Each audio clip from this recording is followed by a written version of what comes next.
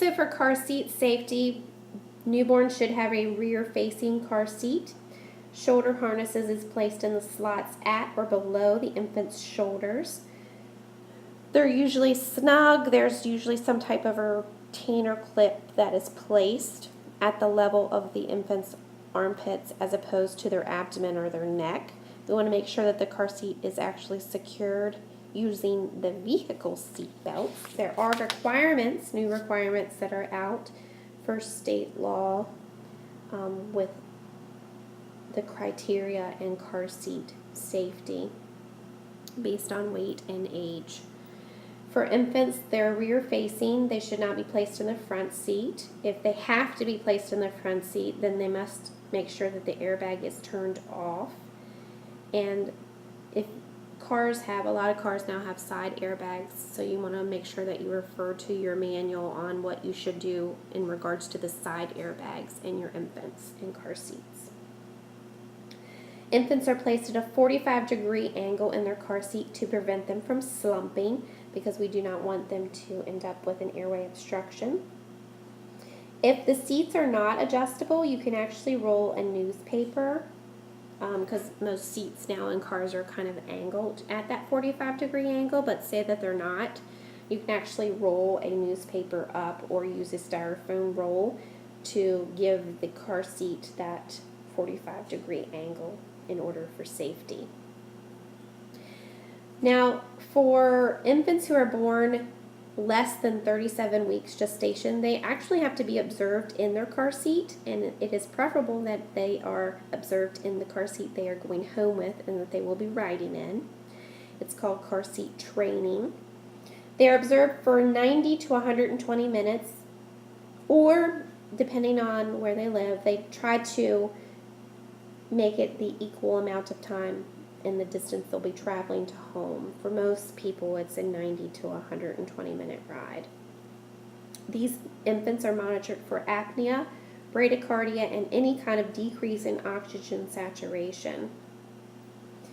The other thing we need to know and need to educate parents on is never to use a car seat that was already involved in a motor vehicle accident, one that is old or has visible cracks, does not have a label with some type of a model number or manufacturing date, and does not come with instructions.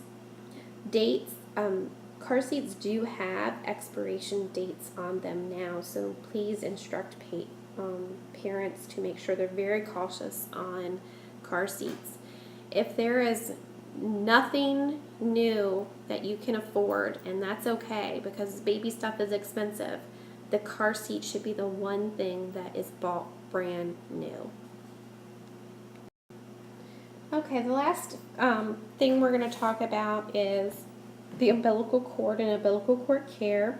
One of the things we need to instruct parents on is babies do not have to have a bath every day. They do not have to be put in a bathtub. It's usually just kind of a sponge bath. They cannot be actually placed in even a baby tub until the umbilical cord falls off. A daily bath is not necessary. Usually about every other day, every 2 days is usually the instruction.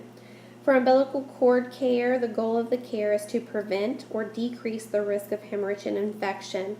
This is the most common cause of any disruption in the umbilical cord is infection. Current recommendations right now for umbilical cord care from AWON, which is the Association of Women's Health and OB and Neonate Nurses, and it is AWHONN, is just to use water during the initial bath, and subsequent cleaning is just plain water. There's usually some kind of a little cord clamp that is clamped onto the umbilicus. This is usually what they use to attach the security device to. You want to make sure that the stump is dried and there's no bleeding. We want to assess the actual base of where the cord was. You can see these pictures are actually just the umbilical cord in different stages.